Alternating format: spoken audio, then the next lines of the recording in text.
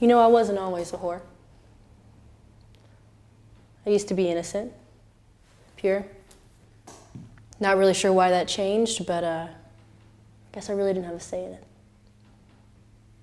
And the funny thing is it wasn't just the sex that I gave away. It was a piece of myself, each and every time.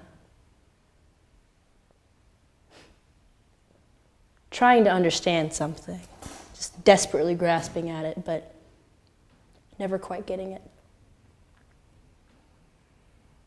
Covering my darkest thoughts with pillows and blankets.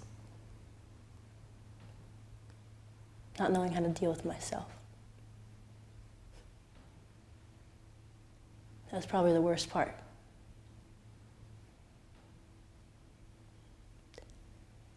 Knowing that I became the monster that I hated. You see, a while back before I got into this business, I fell in love with a boy.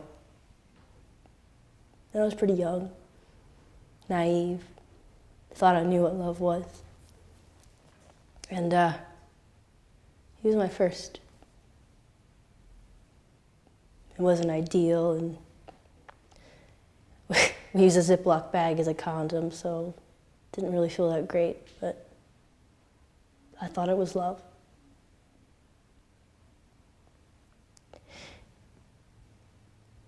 First couple of years was fine.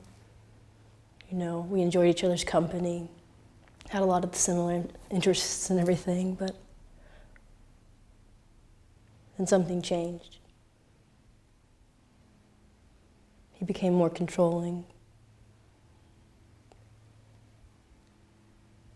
Wouldn't let me talk to other people.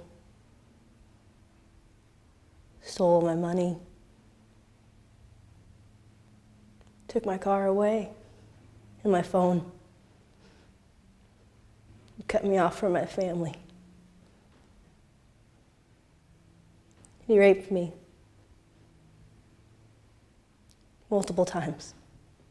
And it wasn't just, you know, extreme violent rape like you see on movies and TV. It was the kind of rape that happens when you're in a relationship with somebody and you have sex with them because you're afraid they're going to leave you, or you're afraid that they're going to call you some other name. Or it's the kind of sex you don't want to have, but you have anyways.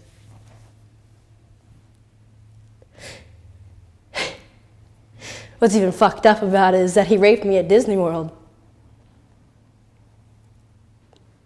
Fucking Disney World. Maid service doesn't really clean up after that, do they?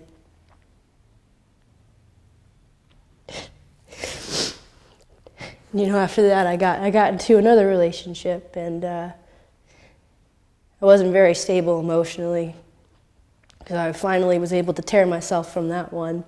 I wasn't really ready for the next one, but I jumped into it pretty quickly, and I cared about this person, and I still do to this day. And he helped me a lot. He helped me get through a lot of things. But I didn't know how to deal with what I was dealing with. And so I sought other people. And then that's how I came across Chansey. And I saw that it was a lucrative business, and it didn't matter anyways because it was just sex. It wasn't a thing that people who love other people have. It was just a thing that people do to pass the time.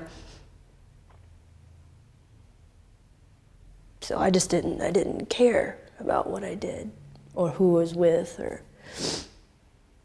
there was still a part of me every time that was like, maybe this is different, maybe I'm just trying to figure out how I value myself and how I should value myself based off of other people's opinions, and whether or not I was desirable on an intimate level. And I think that's an issue that a lot of people have. But you know, it didn't matter because that relationship ended up not working out either because he found out very quickly.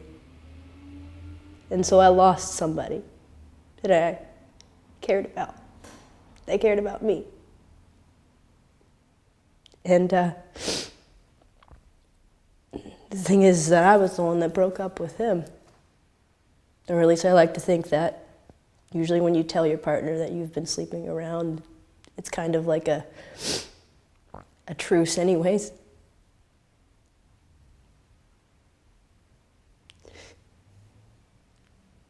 You see, the whole time I thought there was just something wrong with me.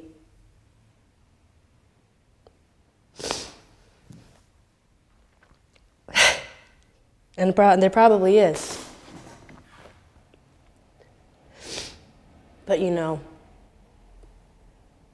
people change. And people change you, and you change people. Whether you like it or not. So I guess the only thing you can do to live with it is to tell yourself that you're not a piece of shit, even if you are. And just hope to God there's some form of redemption out there for you. Any other questions?